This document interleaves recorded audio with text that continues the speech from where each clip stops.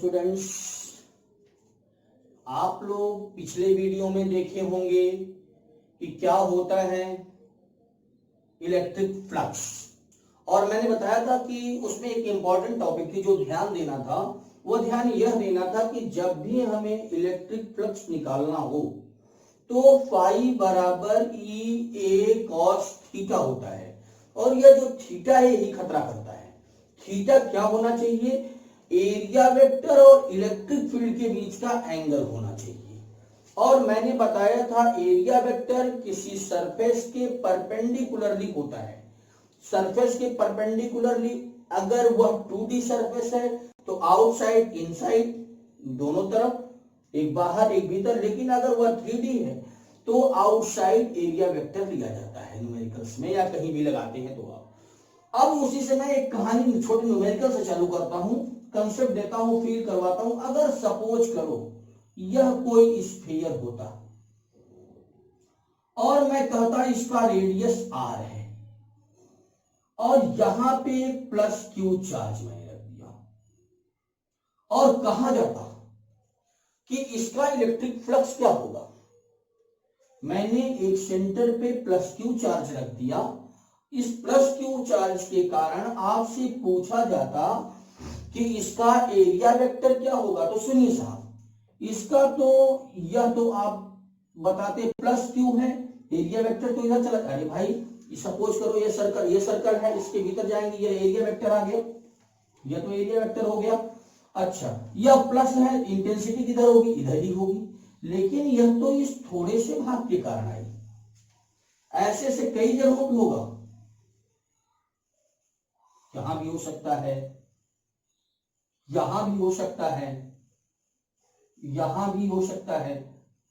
वहां क्या करते थे आप कि अगर सरफेस होता था और निकाल के, जैसे यह होता था, यहां पे आपको फ्लक्स निकालना होता था तो आप एक सरफेस का या सरफेस का यह सरफेस का निकाल के सबको जोड़ देते थे, इलेक्ट्रिक फ्लक्स आता था। यहां कितना निकाल के जोड़ देंगे? यहां तो कई सरफेस बन रहा है, अरे भाई इसके पास भी जा सकता है, इसके पास भी कई लाइन जाएगी।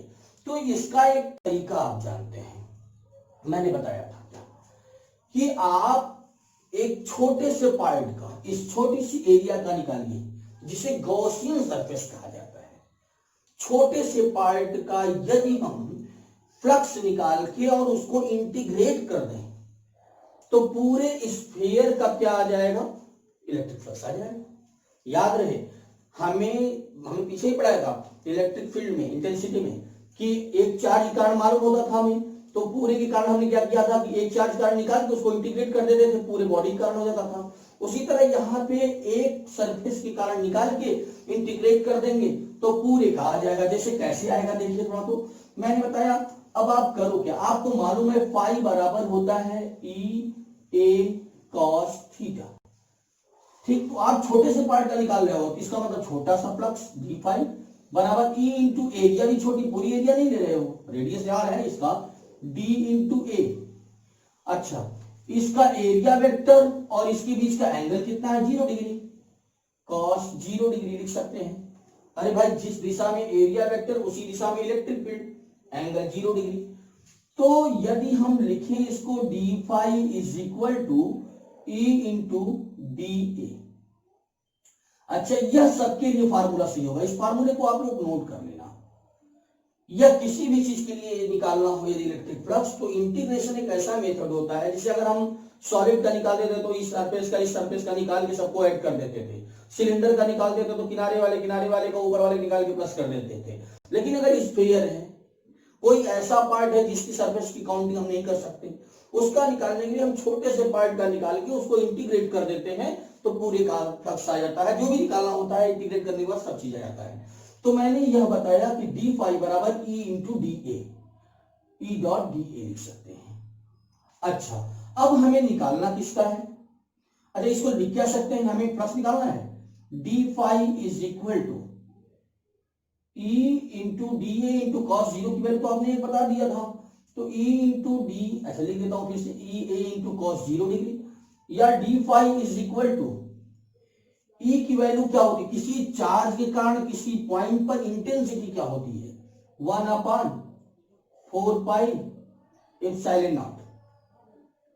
Into q upon are square होता है, और इंटू डी ए हमने लिख दिया d phi is equal to 1/4 pi epsilon naught Q upon are square. ये इंटेंसिटी मैंने पॉइंट चार्ज का पीछे पढ़ाया है, पॉइंट चार्ज का इंटेंसिटी ये होती है और इंटू डी ए।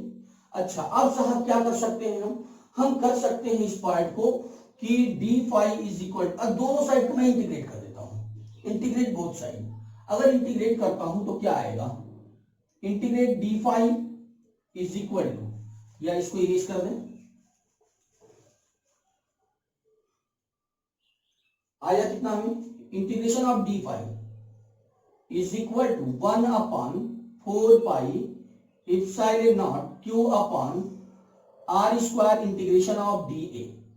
अच्छा इसका इंटीग्रेशन क्या होता है, इसका इंटीग्रेशन क्या होगा, इसका इंटीग्रेशन होता है, इसका इंटीग्रेशन फाइव, अरे भाई जिसके रिस्पेक्ट वही 1/4 pi epsilon naught Q upon are square into A, और ए माने पूरे स्फीयर का एरिया, ए मतलब पूरी स्फीयर की एरिया हमें निकालनी होगी। पूरी स्फीयर की एरिया क्या होती है, पूरी स्फीयर की एरिया होती है 1/4 pi epsilon naught Q upon are square into 4 pi are square, R square cancel 4 pi cancel, pi बराबर आ गया क्यू अपन एप्सिलॉन नॉट।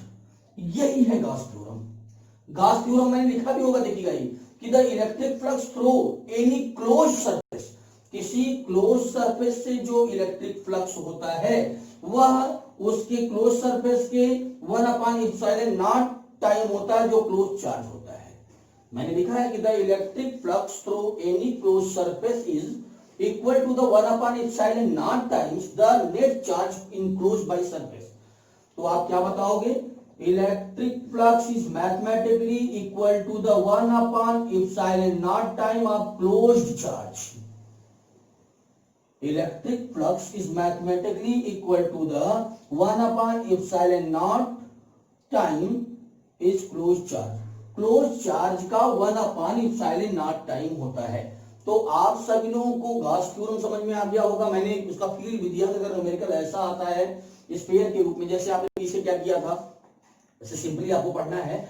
आपकी मैं न्यूमेरिकल का बेस दे रहा हूं, जो इतना कंसेप्ट दे रहा हूं सिर्फ न्यूमेरिकल के लिए। आप न्यूमेरिकल जानते रहो, कंसेप्ट क्लियर रखोगे तभी मामला सही होगा। जैसे फ्लक्स आप जानते थे, फ्लक्स से निकाल लिया आपने, उसे एरिया वेक्टर आप जान के देखिए, हर जगह यूज है एरिया वेक्टर का। फिर एरिया वेक्टर के बाद आपने निकाला, वैसे मैं डायरेक्टली इसको बता सकता था क्या होता है गॉस थ्योरम, लेकिन गॉस थ्योरम क्या होता है आप कहोगे, गॉस थ्योरम माने electric flux in closed surface, electric flux of in closed surface is 1/एप्सिलॉन naught time is enclosed charge, 1/एप्सिलॉन naught time of the charge. Electric flux is 1/एप्सिलॉन naught time of the charge, माने किसी close surface का electric flux उसके charge का 1/एप्सिलॉन naught time होता है। तो आपको मैंने इलेक्ट्रिक फ्लक्स के बारे में बताया। इलेक्ट्रिक फ्लक्स क्या है, कैसे सॉल्व किया, इस पे कुछ न्यूमेरिकल्स हैं। गॉस थ्योरम याद होना चाहिए, इंपॉर्टेंट है। गॉस थ्योरम होता है, मैंने बता दिया गॉस थ्योरम में कि electric flux is close surface is mathematically equal to the 1/एप्सिलॉन naught time of the enclosed charge. Enclosed charge का 1/एप्सिलॉन नॉट टाइम होता है इलेक्ट्रिक फ्लक्स। अब हम चलते हैं आगे, कूलॉम्स लॉ कैसे प्रूव करते हैं। Coulomb's law by Gauss theorem. Gauss theorem कैसे हम कूलॉम्स लॉ को गॉस थ्योरम से प्रूव कर सकते हैं। कूलॉम्स लॉ को गॉस थ्योरम के बेस पे कैसे प्रूव किया जा सकता है। तो आइए देखिए साहब, हमें मालूम क्या है, हमें मालूम है phi is equal to E into A. अच्छा फाई की वैल्यू किसके इक्वल है, गॉस थ्योरम से। Gauss theorem phi value Q upon epsilon naught, E का वैल्यू होता है एफ अपॉन, ई माने क्या, F upon Q naught into A. अगर एरिया स्फेरिकल सरफेस है तो क्यू अपॉन इनक्लोज सरफेस है ना, तो हम सरफेस क्लोज सरफेस मान लिया क्या है, स्फीयर है, F upon Q naught into area 4 pi are square, या एफ इज इक्वल टू लिखा जा सकता है q naught, F is equal to, इसको ट्रांसफर करता हूं 1 upon 4 pi epsilon naught, 4 pi epsilon naught q naught upon r square. यह मैंने गॉस थ्योरम से कूलॉम का नियम प्रूव कर दिया। आया कि नहीं? मैंने क्या लिखा, मैंने फाई बराबर ए इंटू ए लिखा, ए की value F upon Q not होता है into A Q upon epsilon naught, Q upon epsilon not Gauss theorem से हो गया, एफ अपॉन क्यू नॉट ई की वैल्यू होती है ई माने 4 पाई स्क्वायर। यह हो गया आपका क्वेश्चन। आया कि नहीं? आज इस पे न्यूमेरिकल्स देखते हैं। मैंने आपको नहीं आया तो फिर से देख लो भाई, मैंने आपको बताया कि कैसे कूलॉम्स लॉ को प्रूव कर सकते हैं गॉस थ्योरम से। तो सबसे पहले आप जो जानते हो उसको लिखो, अब गॉस थ्योरम लगा दो। फाई माने क्या होता है, क्यू अपॉन इप्सिलॉन नॉट होता है, ई की वैल्यू क्या होती है, एफ अपॉन क्यू नॉट होता है, इंटू एरिया क्या होता है स्फीयर का 4 पाई आर स्क्वायर होता है। अब मैं ट्रांसफर करता हूं, F is equal to q naught upon 4 pi epsilon naught r square को लिखा जा सकता है F is equal to 1 upon 4 pi epsilon naught q naught upon r square. यह मैंने निकाल दिया कूलॉम्स लॉ को गॉस थ्योरम के बेस पर। तो जैसे एक क्वेश्चन दे दिया आपका, एक न्यूमेरिकल दिया है,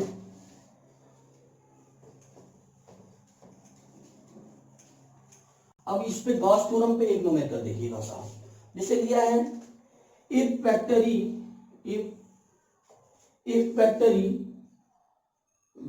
ई is equal to 6 cap I plus 3 cap J plus 4 cap K E की वैल्यू है। Calculate electric flux through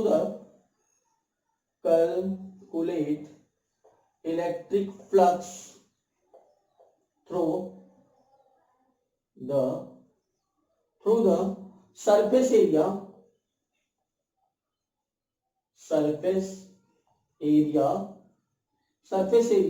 20 unit in YZ plane। अब आइए साहब, आपको निकालना क्या है, vector E is equal to इतना दिया था, कैलकुलेट इलेक्ट्रिक फ्लक्स, आपको फाइंड करना है। फार्मूला होता है E A cos थीटा। अच्छा, E दिया है क्या, E दिया है कितना है 6 cap I plus 3 cap J plus 4 cap के डॉट, क्योंकि यह स्केलर पॉइंट है इसलिए dot, vector E dot vector E लिख सकते हैं ना, इसी इसको लिखा जा सकता है vector E dot vector A, cos theta के होते नहीं है। ए कैलकुलेट दिस, तो surface area 20 unit in YZ plane है। अब थोड़ा सा ध्यान देना, एक्स वाई जेड, यहां पे सरफेस एरिया वाईजेड प्लेन दिलाना है। वाईजेड प्लेन है, इसका मतलब यह हुआ कि एरिया की डायरेक्शन क्या होगी, एरिया की डायरेक्शन, अरे वाईजेड प्लेन हमने बताया था पीछे, वाईजेड प्लेन तो एरिया वेक्टर एक्स एक्सिस के परपेंडिकुलर, वाईजेड प्लेन है तो एरिया वेक्टर, फिर से सुन लो भूल गया हो तो, मैंने कहा था area vector X Y plane पे है तो जेड एक्सिस के परपेंडिकुलर होता है, जेड एक्सिस के परपेंडिकुलर। फिर आइए, यदि वाई जेड पे है तो एरिया वेक्टर एक्स एक्सिस के थ्रू होता है, माने एक्स एक्सिस की तरफ होता है परपेंडिकुलरली, इसका मतलब cap I 20 cap I unit है, ठीक है, मल्टीप्लाई 120, डॉट निकालने आता होगा आपको, 26 या 120, 5 बराबर इतना यूनिट, यह आपका आंसर आ गया। आया साहब?